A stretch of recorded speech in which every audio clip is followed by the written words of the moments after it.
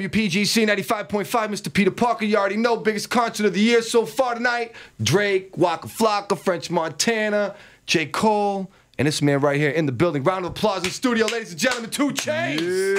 Yeah. Did I say it right? 2 Chainz. Could I get it once? True. Okay. In the building right now, my man. How does it feel like, honestly, man? I had Jeezy in here a couple of weeks ago, about a month ago. I asked him, what's so special about this guy, 2 Chainz? You know what I mean? Because you were really hot, you know, blowing up. What did he say? He was like, this dude's been on the grind for so long. That's cool. His energy is so crazy. His personality is so crazy. It's cool. Like, it's undeniable. That means a lot coming from, you know, the OG Jeezy. You know, he did a lot for Atlanta, the type of music that he makes, the vibe that he brought to the Atlanta scene, you know, as well as T.I. and everything, and you know, Gucci and a lot of other artists like that kind of have that trap in their resume, kind of got that street. Right. I feel like we kind of like we're like news reporters and stuff, like for the streets as far as bringing them current events. Right. Like I explained to people, I'm doing a lot of pop records now, and I just feel like for me. And people knowing that my background is kind of basically infested with street material, I feel like they come to me because, you know, like, you sometimes people want to ride past the trap but don't actually want to go in it. Right. And so I'm the type of person that can kind of give you that whole insight of what's going on, and you don't have to be scared, you know, you don't have to be intimidated. So it just feels good. I have it's like I developed my own lane. Yeah. I'm not really worried about anybody else right now. I'm highly confident, highly just excited about my new album coming August the 14th. Yeah.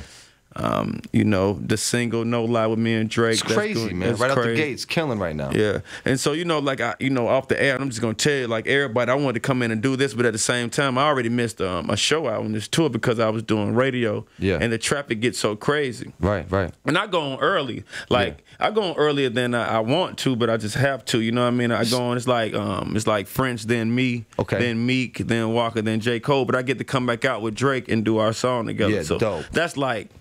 That's like what I get the thrill out of that. Coming, you know, the house is packed, you know what I mean? The jury is blinging. Of course. That's always a cool time. And then, you know, I have an after party in the city. So I just, you know, I love what the DMV area, they always like, you know, support my campaign period. Oh, no. When I came out here, I've been here for like 8-9 months. And I mean, I remember Big Tigger, right? So Big Tigger came, he was down south, you know, and at the time, you know, Spend It was the record. Yeah. But it was still kind of new up here. He's singing, I'm riding around, now I'm getting. I'm like, what are you talking about? What is the 2 Chainz? He was like, yo, it's Titty Boy from Players Circle. Right. Revamped it a little bit. And in a matter of 6 months, you're arguably the hottest rapper in the game. Man, that's dope, man. I mean, you know, I hate to say it's because of name change, but if it is, that just shows you can't never judge a book by its cover. You having problems with the other name? They were saying, nah, you can't use this? No, I didn't change my name. Like, I mean, of course, now I go by 2 Chainz, but this was not like a, nothing I sat down and just thought of. It wasn't a genius idea. It wasn't nothing brilliant I did. I've been going by 2 Chainz just as long as I've been going by Titty Boy. Right. But when I started putting out the mixtapes and saying 2 Chainz before I rapped and everything,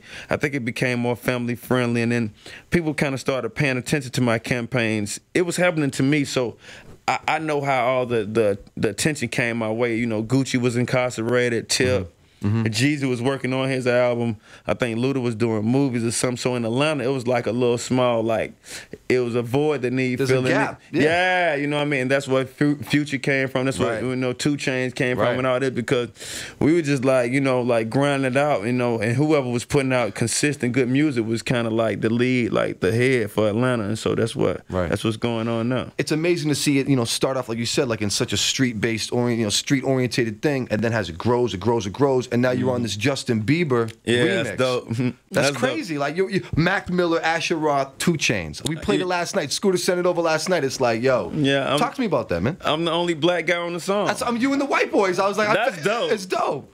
Because, you know, like Scooter hit me like, you know, Asher Roth just sending his verse and what you feel about it. And I was like, because I've done the verse maybe a couple weeks ago. Yeah, yeah. And I get lost with all the verses I do. Like, when on everybody's everything. Yeah, yeah. Like, when is this stuff coming? So I talked to Scooter, like, you know, because I want to make sure it's coming out. I don't like doing verses and something happening. We're going to do, like, this is official remix. And then, like, I think Asher Roth sent his in last. And Scooter, which is Justin Bieber's manager. Yeah, yeah, of course. He manages Asher Roth as well. Yep.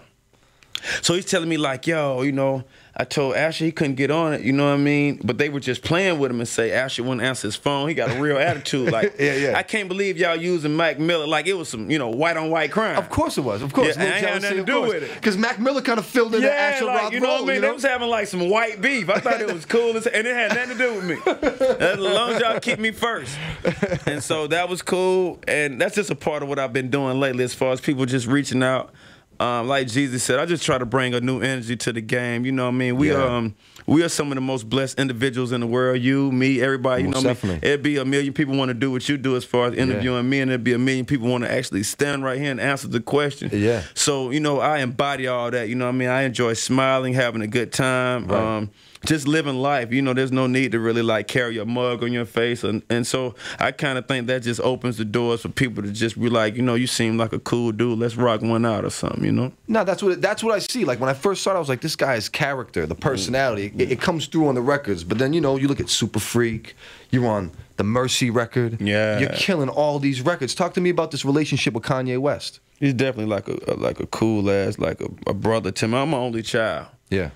I don't have any like best friends. I have like major trust issues. So the relationship that I got with Ye over the past year or so, over 2 years, is like we talk about a lot of things, not just music. I'm talking about like fashion, art, traveling, you know, women, just like different things that people, and you know, people think that we're like should be totally like opposite because of who he is and who I am, but it's just weird that we got a lot of things in common. You know what I mean? That's how we became like, we just would talk about things and then it'd be like, me too. You know what I mean? That happened like a lot of times during phone conversations to where it just was laughs off. Man, that happened to you too. And so, you know, coming from him, I know he really respects what I've done and what I'm doing. He actually had my mixtape before it came out. Like he was like a fan of my music, and people didn't know it because, you know, he don't do interviews and nothing like that. But he was telling me, like, he would text me lines, and he would just be like, he's working on the clothing line, and he would just say certain songs would inspire him to make certain clothes, and it would be weird as hell to me. It's dope. Yeah, and then like coming from him, it's like he's just kind of like opening up my eyes to just look past, you know, what's right here in front of me. You feel me? So I'm constantly, and I had that in me anyway, but it just like opened up. Like I'm constantly just trying to do something that's next, without seeming all weirded out. You feel me? Yeah, definitely. And so I'm excited about collaborating with him to do my a lot of my stuff on my album, as far as the design and just the whole No, he's a very passionate dude when it comes to the total package of everything. Exactly, it's not just a song, it's like the whole thing. Exactly. It's about maximizing everything, every little sound, every little word. And I come from the era where I'm so confident in what I do that after I get through, you know, recording it, I'm basically done with it. Yeah. And I just been around Ye them to where they actually do verses, like maybe do it over 2 or 3 times.